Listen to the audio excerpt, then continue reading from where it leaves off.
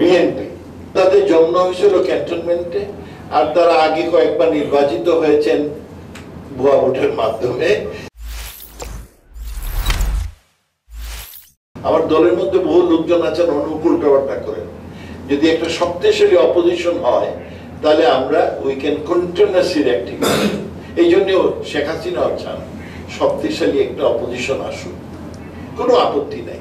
কিন্তু দুঃখের বিষয় যে আমাদের দেশে বড় যে অপোজিশন পার্টি, জাতীয় পার্টি, সরি কি বলে বিএনপি, হ্যাঁ, বাংলাদেশ ন্যাশনালিস্ট পার্টি, তাদের সেই মন মানসিকতা, কারণ তাদের জন্ম হয়েছিল ক্যান্টনমেন্টে, আর তারা আগে কয়েকবার নির্বাচিত হয়েছেন ভুয়া ভোটের মাধ্যমে। সেই জন্য একটা সমস্যা। তারা যদি নির্বাচনে আসতেন তাহলে we will be very happy, we welcome them যে তারা নির্বাচনে আসুক।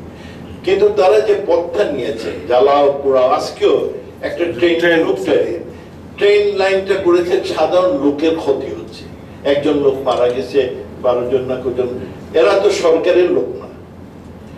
তাদের এই মন মানসিকতার পরিবর্তনের দিন এসেছে।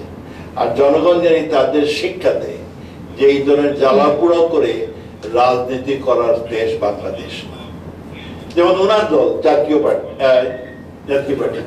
তারা কিন্তু কন্টেস্ট করতেছে, তাদের মধ্যে সমস্যা আছে, যে সমস্যা থাকবে, আমার বড় দল, আমার মধ্যে সমস্যা আছে, কিন্তু আমরা গণতন্ত্রে বিশ্বাস করি আর জনগণের উপর বিশ্বাস করি। আমি বিশ্বাস করি আমাদের জনগণ যত সুপরিপক্ক, তারা যে একজন নিজের সংসার চালায় সে বুঝে কেমনে আপনার সরকার চালাতে হয়।